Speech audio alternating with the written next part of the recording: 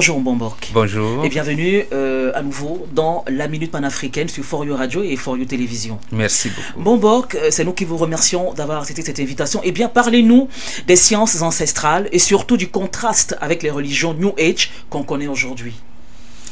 D'abord, l'Africain a trois choses qui vont toujours ensemble, ils ne dissocient pas.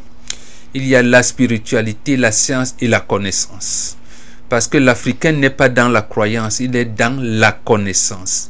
D'abord, la spiritualité, c'est l'éveil de l'âme de Dieu qui sommeille en chacun de nous. La science, c'est la capacité qu'un peuple a à transformer sa culture en objet de connaissance. Et la connaissance, alors, c'est quoi?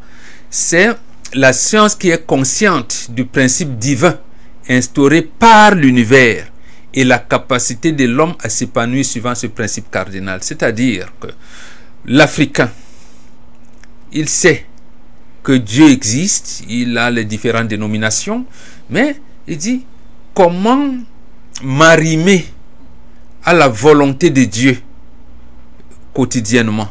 Et ça veut dire quoi? Ça veut dire comment participer à l'harmonie de la nature.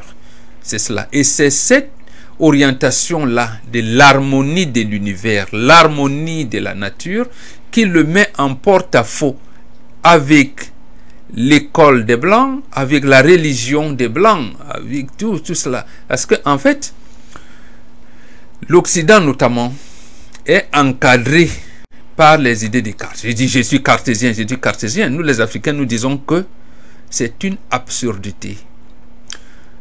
Descartes dit l'homme est maître du monde et possesseur de toutes choses. L'Africain dit pour commander la nature, il faut lui obéir. D'abord, c'est deux pôles différents.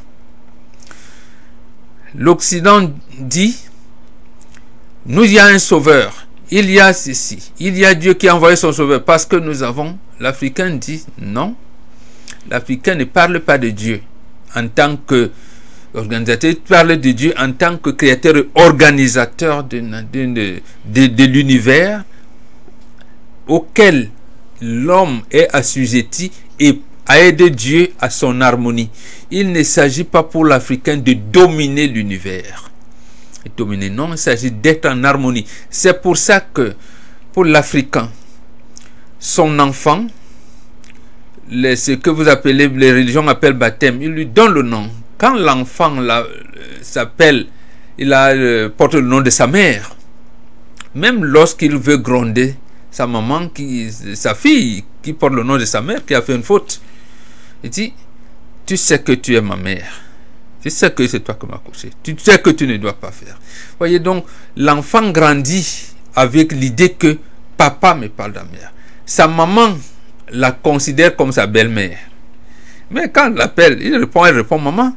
La même chose avec celle qui porte le nom de sa belle-mère. Quand un parent a commis une faute, va la demander les excuses, va dire je pense que tu ne vas pas prendre ta fille pour ramener. Bon, c'est pour dire, lui donner cette responsabilité. La même chose avec le garçon qui porte le nom de son père ou le garçon qui porte le nom de son beau-père. Donc c'est cela. Et ça s'appelle la théorie de la complexité. Nous avons d'ailleurs commencé à écrire les livres là-dessus, la théorie de la complexité. Et pour aller plus vite, les gens peuvent les chercher. Mbombork Basson, il a écrit là-dessus. Les Occidentaux qui ont appris cette méthode sans vouloir le dire, il y en a un, je pense qu'il vit encore, il doit avoir plus de 100 ans aujourd'hui, Edgar Morin. Il a parlé de la connaissance de la connaissance. Il a dit de la connaissance des méthodes complexes. Il y en a qui ont écrit comme ça. Même Idriss Aberkan a écrit un livre, Libérez votre cerveau. Donc, en fait, l'Africain est dans l'harmonie. Il sait que il ne peut pas engager un combat entre la main gauche et la main droite. Donc, en fait, c'est un combat où on sera perdant. Voilà l'orientation de l'Africaine qui dit les églises abrahamiques, c'est un mensonge parce que en fait les Israélites n'ont jamais été en captivité en Égypte. Ils ont voulu j'allais dire sous-estimer ou bannir l'orientation de Pharaon d'orientation en le présentant comme l'homme le plus mauvais du monde. Or, c'est faux. C'est faux. C'est sous Pharaon que le monde entier a commencé ce que vous appelez aujourd'hui la mondialisation, donc les échanges monde entier.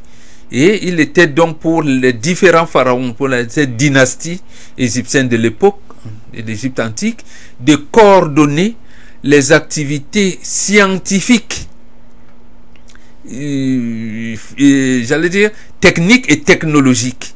Ce que les gens aujourd'hui n'arrivent pas à comprendre. Parce que, par exemple, quand on vous dit le soleil levant, la même chose, quand on enterre un homme, il doit regarder le côté du soleil levant. Quand on enterre la femme, elle doit regarder le soleil couchant. Donc, si vous enterrez votre père et votre mère, vous devez les enterrer de manière, j'allais dire, opposée. Parce que maman doit regarder le côté, l'ouest, où le soleil se couche, parce que la nuit, le soleil se transforme en la lune qui régule le cycle menstruel de la femme. Ils ne comprennent pas ça. L'homme se couche donc en prenant le soleil, les rayons du soleil, la vitalité pour le bain. Et c'est donc cela qui se transforme en escargot, et de 10 escargots qui est symbolisé par l'utérus de la femme, la position de l'enfant dans le ventre de la femme à partir du nombril, c'est la spirale. Et c'est cette spirale-là, quand nos ancêtres sont sous terre, on les invoque en étant nu-pieds. L'énergie vitale sort sous forme de spirale, traverse le corps et vous rattache au soleil. C'est comme ça que vous vous libérez, vous vous détachez des souillures et vous êtes toujours attaché. En réalité, voilà, c'est nous. Le problème, c'est que nous, on les a laissés, toutes les églises, d'ailleurs. Parce que c'est d'ailleurs chez nous que Moïse a su que Dieu existe. Mais bon, bien qu'il ait mis autrement. C'est-à-dire que l'Africain sait que d'autres modes de pensée existent. Or, c'est eux qui ont commencé les guerres. Notamment, les Arabes ont colonisé les Occidentaux, je pense jusqu'au XIe siècle. C'est les Arabes qui ont appris aux Occidentaux qu'ils avaient les ancêtres en Grèce. Et ils leur ont prévenu que quand vous verrez vos ancêtres, vous verrez que vos ancêtres étaient encadrés par certaines personnes, sans leur dire que c'était le noir, précisément parce que les Arabes avaient déjà commencé l'esclavage. Ils ont commencé l'esclavage avant les Occidentaux. Et quand ils se sont donc attachés à leurs ancêtres, on vous parle de Socrate, Platon, d'accord, ils se sont donc rendus compte qu'en fait, même les Pythagore et Thalès ont publié des théorèmes et des axiomes qui ont vécu 1000 ans avant leur naissance. Comment ils pouvaient découvrir des choses qui ont vécu avant? Or, on les a découvertes dans les papyrus, qu'on appelle papyrus de Ring. Vous les verrez, les théorèmes de Thalès et Pythagore dans la géométrie. Quand ils ont donc vu ça, les Occidentaux ont dit, comment nous pouvons nous détacher des Arabes? Ils ont donc créé le christianisme en 525. Les Arabes ont donc vu que les gens que nous avons encadrés veulent s'émanciper de nous. Ils ont créé en 622 la religion et la guerre a commencé jusqu'à aujourd'hui. Est-ce que ça va se terminer? Non. Mais malheureusement, c'est ça. Nous disons seulement à nos enfants, entrez, adhérer dans les mouvements panafricanistes et kémites. Parce que le panafricanisme, c'est de la théorie et le mouvement qui embrasse le monde entier. Et le kémitisme, c'est l'orientation spirituelle qui donne la force aux panafricanistes. C'est-à-dire, comment on donne les noms à nos enfants, comment on interne nos enfants, comment on construit, comment, voilà un peu. Même si des intellectuels aujourd'hui croient trouver qu'il y a une guerre entre les panafricanistes et le kémitisme. Non, c'est faux. Justement, parce que l'école de Blanc, et je termine par là, a appris à nos enfants ce qu'on appelle l'exode, le détachement. C'est que ils sont dans la confrontation. Vous voyez que même chez eux, un enfant attend d'atteindre 18 ans.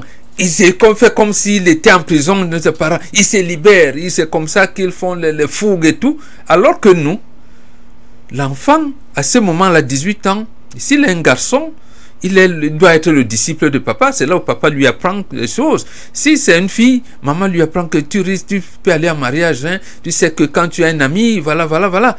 Et maintenant, les parents, quand eux grandissent, quand ils vieillissent, plus on a besoin de les avoir. Or, l'Occident, plus les gens vieillissent, ils vont mettre dans les maisons de retraite et tout ça. Donc, voilà un peu l'expédition, les différences qu'il y a entre nous. Mais ayez à l'esprit que Dieu a donné à l'homme et à la femme noire la capacité absolue de diriger l'harmonie du monde. C'est pour ça que le cerveau des Africains est élastique. Il sait que d'autres modes de pensée existent.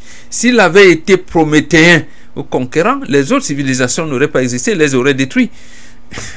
Très bien. Shukran une fois de plus à vous, Mbombok, et à très bientôt pour une autre minute panafricaine sur For You Radio et Télévision.